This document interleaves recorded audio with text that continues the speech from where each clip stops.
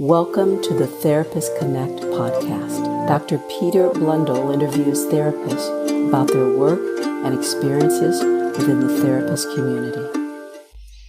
Hello, my name is Peter Blundell and you're listening to the Therapist Connect podcast. Today I'm interviewing Jungian psychotherapist Cheryl Fuller. She lives and works in Maine in America, and we connected initially on Twitter through the Therapist Connect hashtag. Cheryl is interested in depth psychology, psychotherapy, feminism and fat studies, and she's even written a book on fat studies called The Fat Lady Sings, which brings in both some personal experiences, critique of psychoanalytic theory and the treatment of fatness by the wider therapist community. It's lovely to meet you properly. Yes, We've indeed. had some few conversations on Twitter and a few retweets. And I thought it'd be really interesting with yourself living in Maine, USA, which is a bit further away than most of the therapists I'm talking to on Twitter. Right. They're usually UK based. So it'll be a very different perspective, I think, to hear from yourself, which is great. The end of the world, and I'm way past training. So, how did you come to be a therapist then, and what brought you into the profession? Well, there's two explanations. Once I started out college as a physics major, and was utterly and completely defeated by calculus, and so I had only two ways to go, without having to backtrack and pick up more courses. One, I was an undergraduate at Duke University, and so the two majors I could switch to easily were religion or psychology, and I couldn't imagine what I could do with a religion major, so I changed to psych. But the other piece of it is that my mother my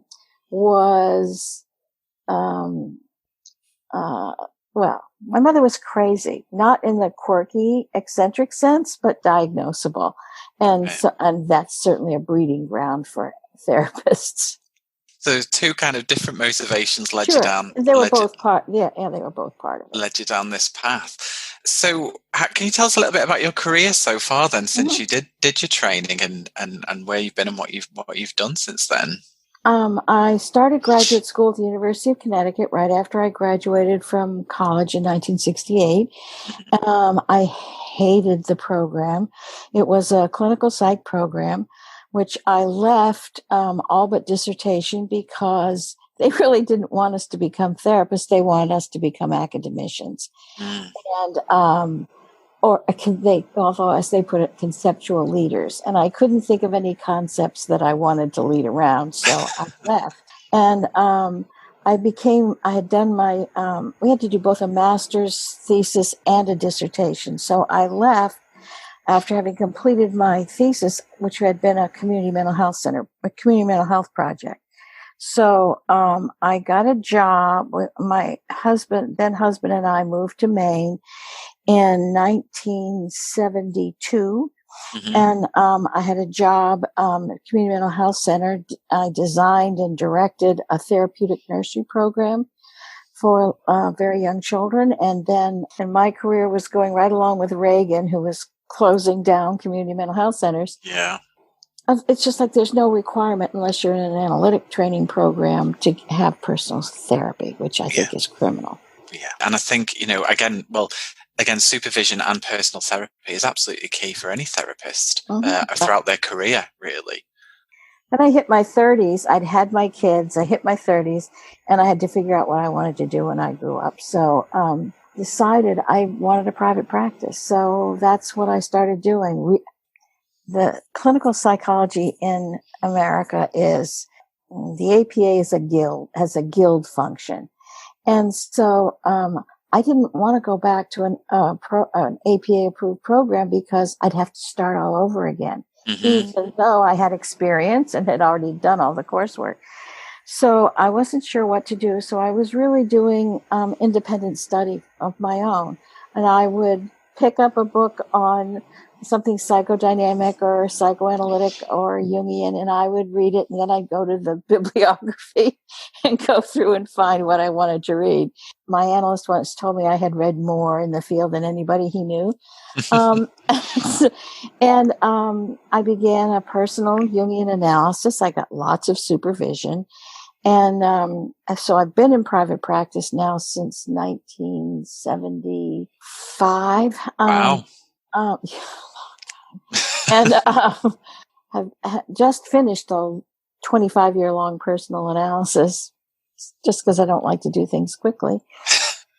I went back to school in 1999. There were 3 places in the world where I could get a degree in Jungian studies without having to backtrack and do all that clinical side stuff. One was Pacifica Graduate Institute in California. The other was the University of Essex in the UK. And the third was the Union Institute. So I did that because it was a low residency program. And I could do my goal was I wanted to do a dissertation that was a piece of good writing. I was not interested in learning anything. When I was in graduate school before, mostly what we studied was college sophomores. I figured that the body of information about college sophomores was as complete as it was ever going to be. So I went back to school, did my doctorate in Jungian studies, which I did not so that I knew it wasn't going to change how I practiced, but it would make getting published easier, and I would have completed something that I started. My family has a long history of not finishing things. So it was important to me to finish. And so I finished in 2004 and have continued since. I wrote a book in fat studies and published in 2016. Fantastic. 2017. That's amazing. So I'm really interested in the fact that you spent 25 years doing a personal analysis. I found that absolutely... I always have to say it was in 2 chunks. 12 and a half years. Okay. It was 11 years, and then I left, and 6 years later came back, and I just finished a month ago. Okay, wow. And so what was that like, kind of reflecting back on that now? Well, it certainly changed my life. I have a complicated family that my brother's 12 and 13 years older than I am. So I always thought of myself as an only child with brothers. Within my family, it was like 2 separate families altogether. Dad was in the Army when I was growing up. He was not when my brothers were growing up. It gave me space to deal with a lot of family stuff. My mother died during that time period, and my father did. And I got a divorce from my first husband, which, to quote my analyst, although I'll clean up the language, he thought it was effing amazing that I ever left him. And that enabled me, I was single then for 7 years. And when I remarried, it was a much better marriage. I'm much happier. And that's certainly an outgrowth of analysis. I'm much more relaxed. I'm not as anxious. Well, I didn't even know I was anxious when I started. I mean, I think as therapists, we all have that element of wishing to do a self-exploration and look beyond that. But I think that commitment to that as a project towards yourself is quite amazing, really. It's quite fantastic. Well, I was the Woody Allen of my of my world. It was very fruitful. He just retired. I'm not sure if we would have ended. My ex-husband said when I told him I was leaving analysis, he said, "Oh, I figured one of you would have to die first." It was the only way it was going to stop. Yeah, so we didn't die. But it was extremely fruitful. I'm not sure I would have written my book had I not done that work. Certainly made me a better therapist, and just all around has made my life immensely better. Yeah, it sounds like it's something that you really had a lot of passion for and really kind of enjoyed doing. Oh, yeah. Yeah. For as long as I can remember having known anything about therapy, I've been drawn to psychodynamic, psychoanalytic approaches, and depth approach really appeals to me. And so I certainly know the principles of CBT. I know how to do that. I don't want to do that. I started out working with young children and their parents. I was working with little kids. And as soon as once I had my kids, I didn't want to do that anymore. It was too much. I'm not a true believer Jungian. I'm sort of an amalgam of I guess, object relations and analytical and Jungian analytical psychology. I like the Jungian approach because it's not pathologizing. Yeah. Because we're looking at what things mean, not how sick are you. And that really shapes my practice a lot. I love dreams. So that's really where I look. I call myself Jungian, but I don't know any really good Jungian who's a pure Jungian. I mean, there aren't any pure types. So, I mean, I'll tell you something that has struck me as kind of amusing. When I was training and when I was learning things, we talked about Rogerian approaches, not person-centered. Yeah. So when I first read the term person-centered, I thought, well, unless you're a veterinary therapist, we're all person-centered. And so I had to look it up and see. And most of what I know here is that approach is in ed psych, educational psych. So it's not been a part. I mean, I know it. We learned about it. I read, but that was different for me. If you could drop in and watch any therapy hour, except probably for the most hardcore cognitive behavioral stuff, it all looks the same. It just, what journal are you going to publish in? That's the language that you use. Cheryl, what advice would you give to somebody who is thinking about entering the profession right now in this day and age? In the U.S., I'd say steer as clear as possible, if you can, which is hard when you're starting out, from the whole third-party reimbursement stuff, because I was at a wonderful workshop years ago. Fred Plout, who was one of the early Jungians, he practiced in London, said, reminded us that he who pays the piper picks the tune. So if you want to have the agreement between you and your patient between you and your patient, then it has to be clean. And it's not clean if there's a third party involved.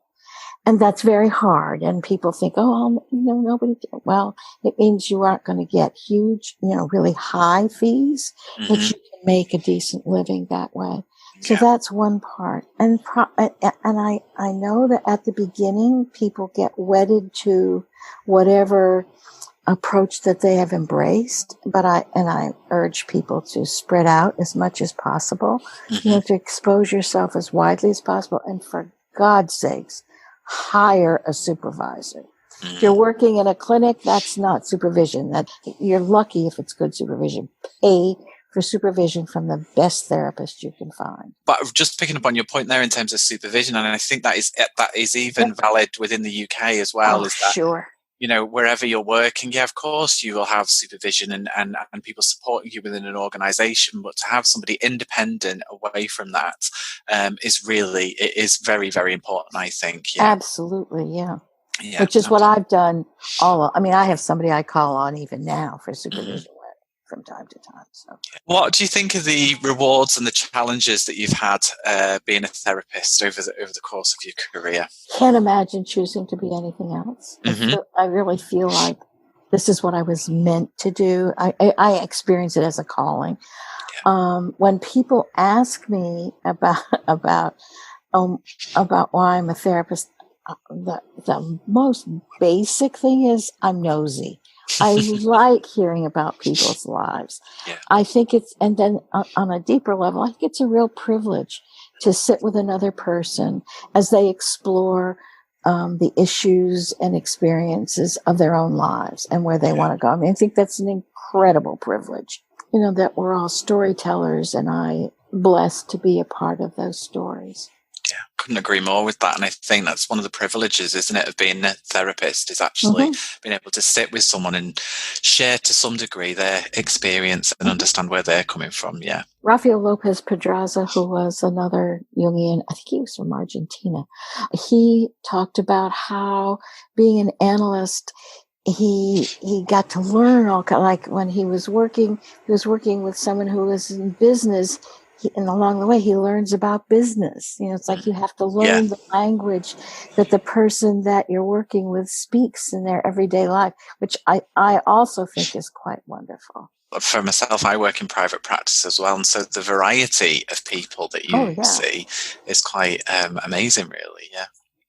So one of the things I found was, particularly around the Therapist Connect hashtag, was just how many people got involved with it, really, from all around the world, which was just amazing. And I just wondered what your experience of it was, and also kind of social media in general, really, for therapists. Well, I live in a small town on the coast of Maine, which is a small state. There are only 1.5 million people in the whole state. And so already as a Jungian, if I depended just on my community, I wouldn't have a practice. So I've had to extend my reach out anyway. It's very hard for your professional grouping to satisfy the needs for connection. And for me, first of all, I'm quite introverted. And so for me, when social media came along, it's like an introvert's paradise. For a while I thought if I could live when it was just text, I thought if I could live my life in text, it would be perfect. So for me, it has expanded my world considerably. And I like that. I have found Martha Crawford, who's on Twitter as Shrink Thinks. I encountered her a couple of years ago. We've had some love. She and another therapist who sadly is now dead. The three of us on Saturday mornings used to have these rather long Twitter discussions about stuff, because there's not a lot of opportunity to do that. Yeah. It's not cocktail party chatter. It doesn't work that way. And I know for me, I feel disconnected from a lot of what is going on in the therapy world in this country, where they're more concerned about HIPAA rules and what certification do you have in this or that than how to do the work and actually doing the work. So it's allowed me to connect with people who think about the things that I think about. Yeah. I think I mentioned to you in one of the emails we exchanged, I've been part of a peer supervision group. We do have an analyst who works with us, and we've been going for 9 years now, 9 years this month. And a member of the group died on the weekend. And so the remainder of us divided up his caseload and made the calls to his patients to tell them that he had died. That's been the most meaningful, that group has been the most meaningful thing for me in terms of connecting with other therapists, because the analyst and I are the same age. The others are 10, 15 years younger, and so not quite as experienced, but we're all experienced therapists. And it's a place to be with each other. It's not like a personal growth group. We don't talk much about personal stuff, except that the personal and the professional, of course, overlap. Yeah. And outside of social media, that's where I found that. Yeah. And it sounds, to have attend a group like that for such a long period of time, you must know each other extremely well. So absolutely. I imagine losing that colleague and friend of yours must have been kind of quite a shock. And and to call, he died of a heart attack on Saturday afternoon, know, and so I wake up Sunday morning to a text from one of the other members saying he had died, and then I had 8 people to call and deliver bad news, which it's the worst thing I can think of to have to do, because we don't have to do those kinds of things. You know? And it was, to use a Yiddish term, it was a mitzvah to do that. It was a blessing. Yeah. And I think it's sometimes something maybe we don't think about as therapists as well, actually, isn't it? It's what happens after we're gone. And who are you going to ask to call because it's not, your spouse can't do that. That's too much of a burden. Yeah. So I suppose, you've got those connections through the group that you attend, and also then in social media. What are your thoughts about the wider therapists community then in general? Do you have any thoughts on that? Or I think Facebook is a terrible place to connect to other therapists. I think I'm on Facebook mostly to keep track of my children.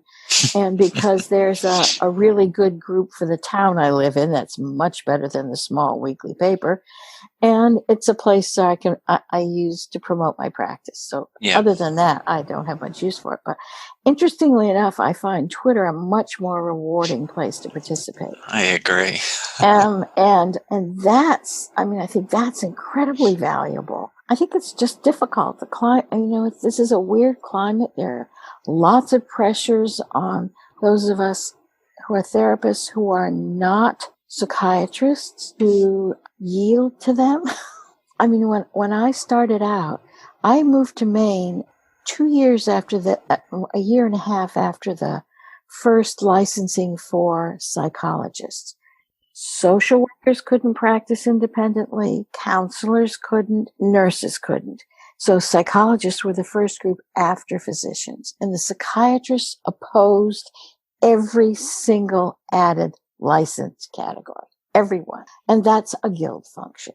And it makes you think about the idea of power, doesn't it? And who has the power and who doesn't. Yeah. Absolutely. And I mean, I see that cropping up on Twitter also. The psychiatrists going after the virtues of the medical model, which was already questionable a zillion years ago when I first started graduate school.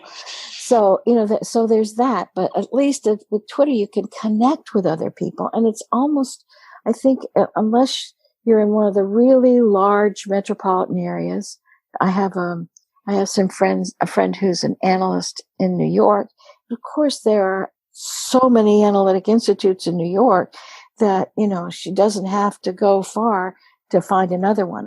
Michael Eigen, who's a psychoanalyst, lovely writer. He has, he's been running a study group kind of for a long time through, Google Groups. And out of that has sprung another group just looking at his book. He's written about 25 books. He's a really interesting and lovely character. Other than that, I'm hard pressed to think of things like that. I know Donald Carveth, who's a psychoanalyst in Toronto, has YouTube, a long YouTube series, but how else are we going to find each other if we're in private practice? We're not talking to Absolutely. And I think you'd be surprised that I think even in the UK, it's like that, and most of the training is in London and the bigger cities. And actually, if you live further out, then actually it's extremely difficult. Yeah, absolutely. I suppose the only thing, recently is the very fact that actually online training has just kind of become so huge, even within the last few weeks. I've been working online for a long time.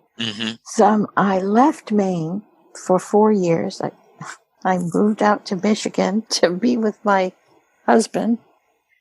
I had married him when I moved, and I was in school. I was in the graduate program, and I didn't know what to do.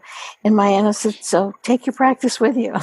How am I going to do? She said, "You can do that by phone. Put to them, and the ones who want to and they did. And so then when Skype and FaceTime became available, so 2/3 of my practice has been online now for 20 years. So it feels normal to me. I'm kind of amused at people who are paying lots of money for training and how to do therapy online. It's like, it's not that different.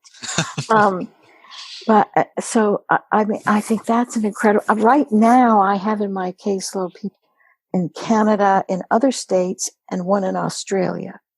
And I have worked with people in Belgium, in the UK, it's like, and it's not because there aren't therapists where they live, it's that they want the convenience of not having to drive somewhere, find a parking space, all that. So.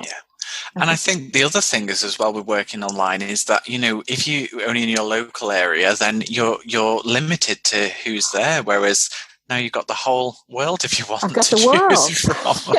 Because like I said, if I was limited to 25 miles of Belfast, I'd be in big trouble. Yeah. Fantastic. So I've noticed as well that you've got a blog, haven't you, that you write? And I was just wondering how you got started with that, and also kind of how does your writing fit in with your therapy practice or your role as a therapist? I started the blog in 2007, partly. I've been a writer for a long time, but I hadn't published. And I was a shy writer. And so I thought it was a way for me to write, to express myself in writing, and have it available to other people to read, but they weren't just my friends. When the HBO show In Treatment came along, I blogged every episode. I've seen it on your blog. I was quite impressed when I saw that. I still get people contacting me because for a while I knew when it was showing in what country. And that was fun. It was I loved it. And it turned out to be a good way to attract people to my practice. And what I see is I don't disclose a whole lot about myself, no more than I would to patients anyway. But it enables people to know who I am before they contact me, because I write pretty much the way I talk.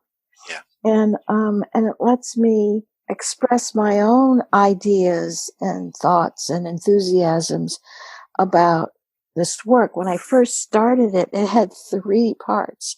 There was what you see now. I also had a whole bunch. I'm an avid knitter.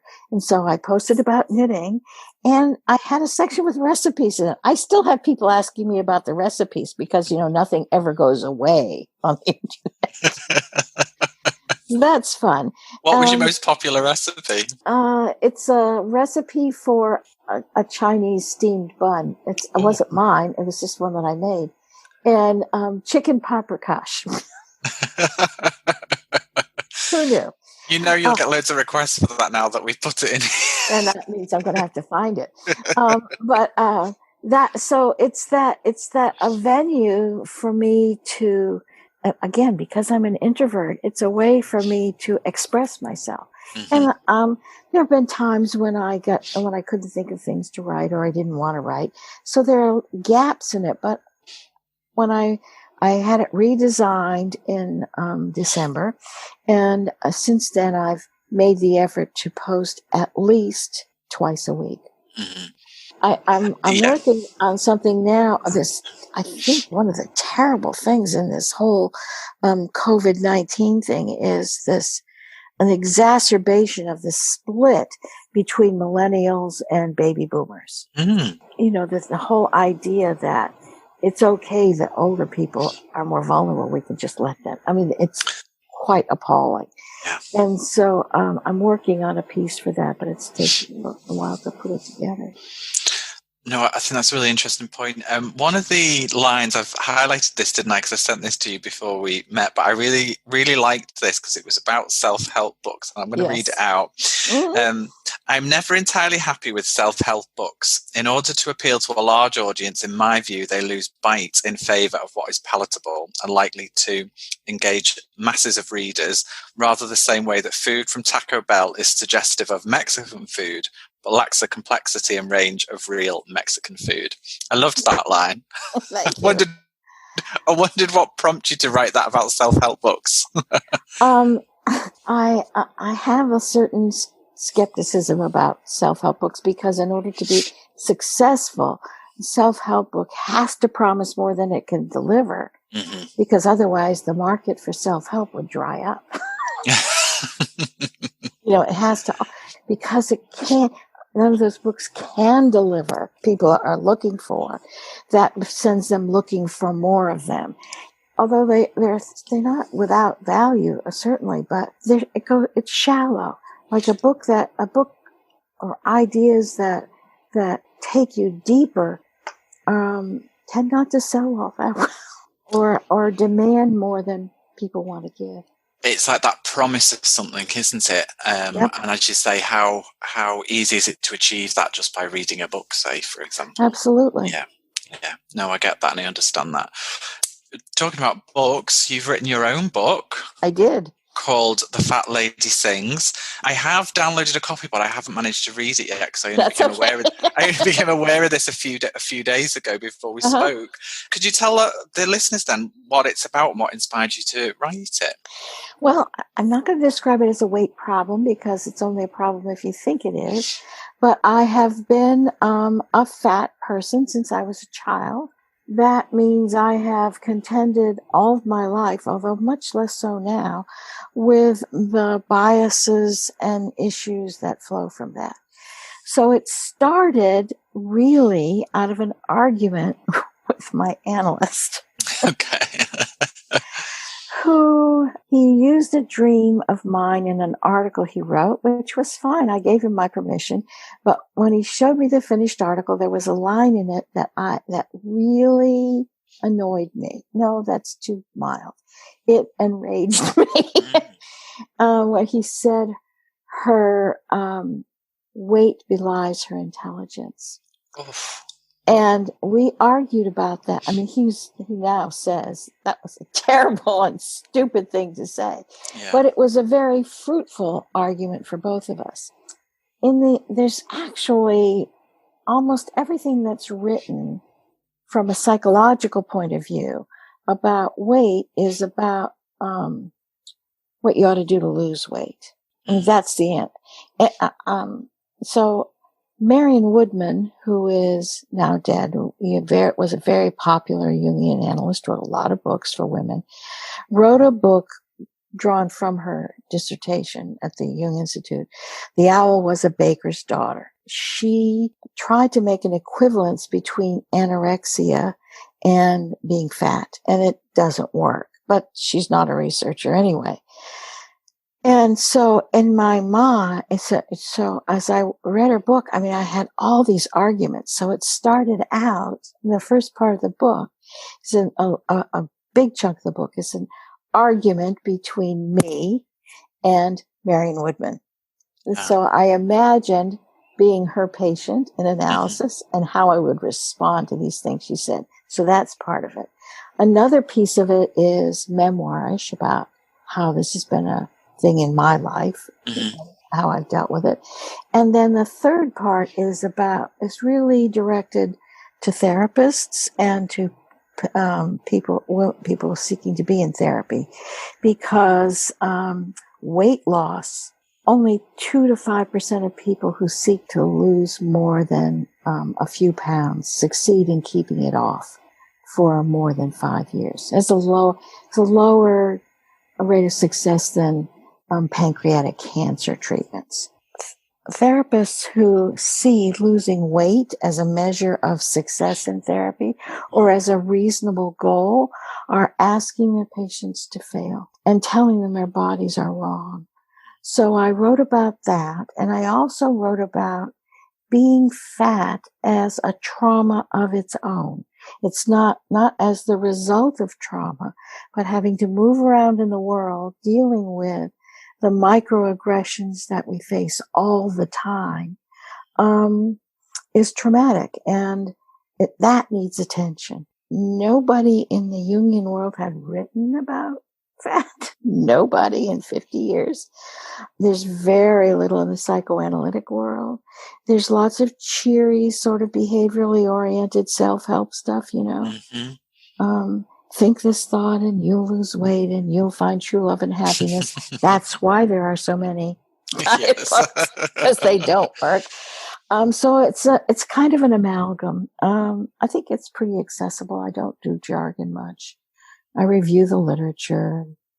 Well, it sounds absolutely fascinating. I think you've explained that really well, and I'm looking forward to kind of delving into it really and having a read of it. What kind of response have you had from people who've read it? I thought if I sold 20 copies, that would be a big success. So apparently I've sold about 400 copies. I never thought. Fantastic. I published with Karnak in the UK just before they got absorbed by Routledge, which is unfortunate because, so in a way we were orphaned. The book is still available. I got reviewed in the Fat Studies Journal, which was interesting. And then somebody that I know not really well. I wanted to review it in one of the Jungian journals, but the interesting thing is, the review that she wrote was not so much of the book, but about her experience with somebody that she knew who was very fat. And it was more about her talking about how wonderful she was. So it was a very peculiar review. Mostly what's happened is people have read it. I've got a number of people write to me and email me and tell me that they really liked it. I haven't had anybody tell me they hated it. I don't have very many reviews on Amazon, but they've been pretty positive. So fantastic. Well, I look forward to reading that, and I'm sure our listeners will as well. So one of the things which we haven't really spoken about yet, or we've touched on it a little bit, was obviously the worldwide pandemic that's kind of happening at this moment in time. Yeah. And I suppose I was just wondering, from your own perspective as a therapist, what kind of impact that's had on you, really, and how that's going. I think the burden of anxiety that we end up carrying because our patients are so anxious, even if they can't tie it directly to we can't be living in this kind of situation that we're in, where there is this invisible thing out there that we could contract and die from. It's there, and we can't make it go away, and we can't see it, smell it, taste it, feel it, touch it. So it's this kind of existential threat. Of course, everybody is anxious, whether they realize it or not. And so I think hearing that and having to deal with it and trying to help people to navigate their own lives against this background of anxiety creates a load on me as a therapist. I can't imagine it doesn't on everyone. I haven't been anywhere. I haven't been in contact directly with anybody except my husband for 6 weeks now. Yeah. He's a lovely man, but it does get to be a bit much. On the other hand, I see in my town, this isn't as a therapist, but I see in my town the ways that, and it may be one of the ways that living in a small town is really a blessing, that people pull together and try to help each other out. That's very encouraging to me. But yeah, it's a terrible thing. And it's very strange, isn't it, as well, because in many ways we are all in the same boat. We are all going through exactly the same thing, even though we are all responding to it differently in different ways and having different things that happen to us. But I can't ever remember having that across the world before. Certainly not in my lifetime, but I know there have been other pandemics, before this. And it's interesting, us speaking, from the UK to America, and yet actually the two of us haven't really been outside of our house for the last 6 weeks. Yeah.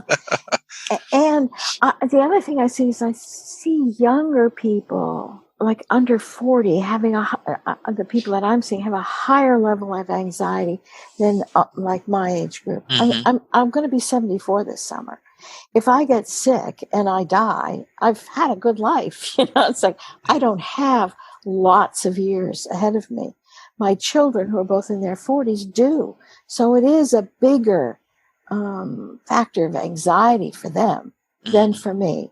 So which I think is interesting. That's not usually the way it is. Yeah. I thought it was interesting because you mentioned before, didn't you, in terms of some of the responses that people have had in terms of, the age of people who may get it, or people with underlying health conditions, and the kind of the attitude is almost as different between different generations of people. Well, among millennials, it's a whole thing like, okay, boomer. So, it's really, I take umbrage. Yeah, I don't blame you. Yeah, I can totally understand that. And I think as well, maybe that's another thing of social media, is actually we're starting to actually realize that actually we're all more connected and more similar than maybe what we thought about before. One of the things that I see that's happened here, the reason that insurance companies have so much power is that therapists don't speak in a single voice. We speak by discipline. And so it's easy to lose. If I ran the world, there would be a single category, psychotherapist. And it's not about, if you want to train to be a social worker, that's fine. But if you want to be a psychotherapist, that's an additional leap. Yeah. And so that it would be the same. And then you'd have a larger group that could speak to issues that affect the field, because we don't do that. I think, again, to go back to the Therapist Connect idea, was actually one of the things that came out of that was this idea of actually working together collectively. We could have a much stronger voice in terms of advocating for quite a lot of shared values. Even though our approaches might be the same, there is a lot of shared values there. Absolutely. Yeah. And that might be a really good note to end on, actually. Well, I've been delighted to do this. Thank you. Oh, thank you so much. It's been lovely to meet you properly and have a chat, and I'm sure we'll chat again. And do let me know what you think about the book. I will. I promise I will. Thank you. Thank you very much, Cheryl. Thank you. Bye-bye. Thank you for listening to the Therapist Connect podcast. Go to www.therapist-connect.com for more discussions and debates.